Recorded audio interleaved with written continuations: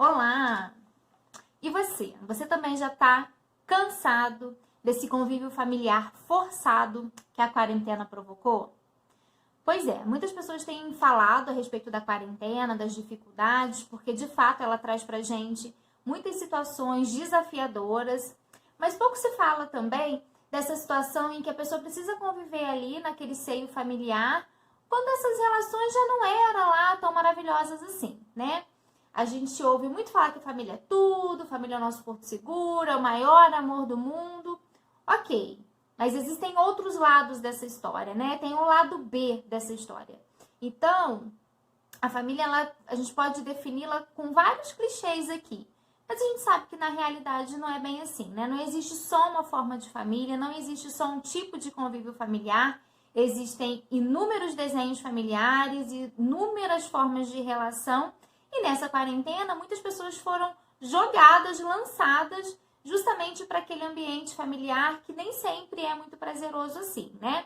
Existem famílias que são muito funcionais, que se organizam bem. Existem famílias que já não são tão organizadas nos seus afetos e na forma de gerenciar os seus conflitos e as suas emoções. Então eu falo que junto com a quarentena e com tudo isso que ela provocou e junto com essa história familiar, né? Muitas vezes esse ambiente é ali um caldeirão em ebulição. Então eu vou falar aqui alguns passos que podem te ajudar a passar por esse processo com mais tranquilidade, porque a gente ainda tem um período aí pela frente, mas são estratégias de relacionamento que você pode usar para sua vida como um todo, né? Para você levar como ensinamento.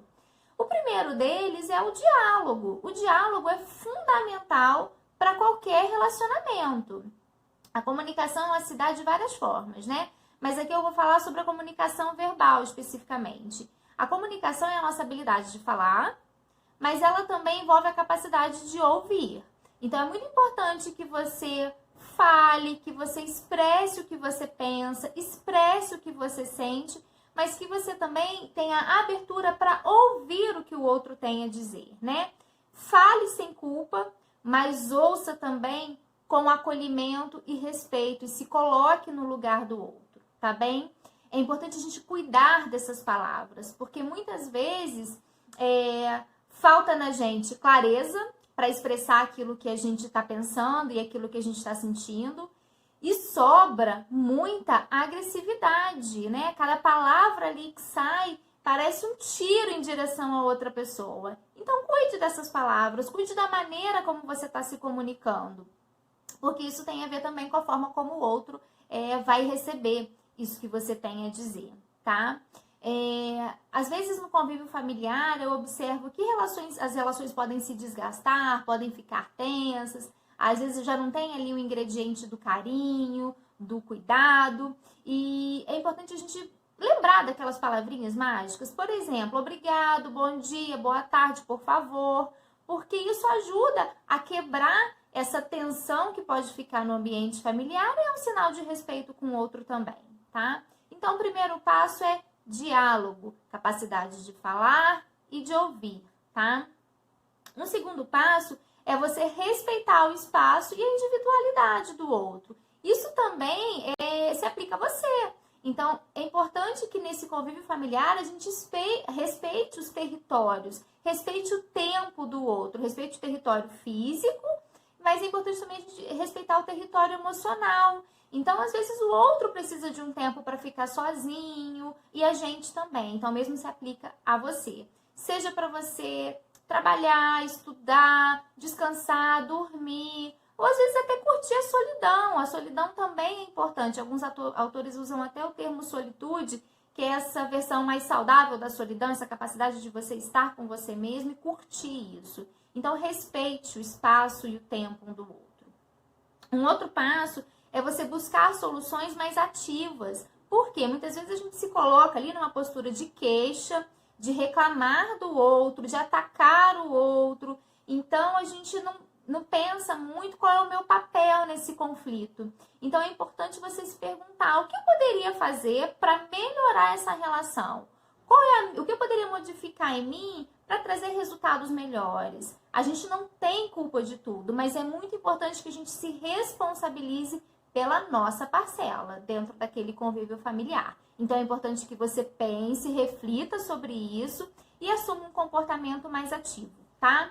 E um outro ponto bem legal, que a gente pensar que conflitos, eles nem sempre são problemáticos. Para falar a verdade, o conflito ele faz parte dos relacionamentos e das interações humanas. Ele aponta ali pra gente, às vezes, uma discordância. E é muito importante que a gente aprenda a lidar com a discordância. Nem sempre a gente vai ter a mesma crença, a mesma opinião, a mesma forma de sentir e pensar as coisas.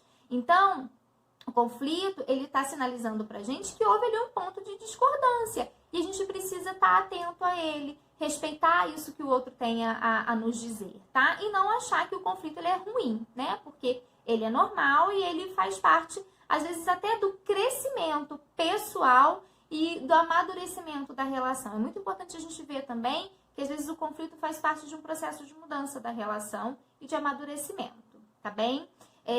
E a forma como a gente lida com o conflito também vai fazer com que esse vínculo familiar se fortaleça. O vínculo ele tem alguns elementos, como o cuidado, a proteção, o respeito.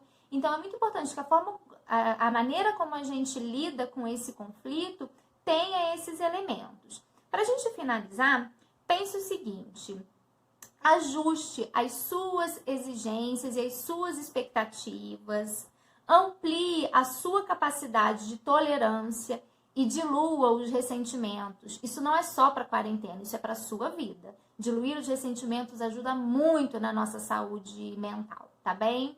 Se você curtiu, se você gostou desse vídeo, se ele te ajudou, curte aqui, marque seus familiares, amigos, parentes que você acha que pode gostar e se beneficiar com ele também. Salva para você assistir numa outra hora, assistir quantas vezes for necessário e compartilhe. Quanto mais pessoas poderem assistir o vídeo, mais informação de qualidade a gente está levando. Um grande abraço!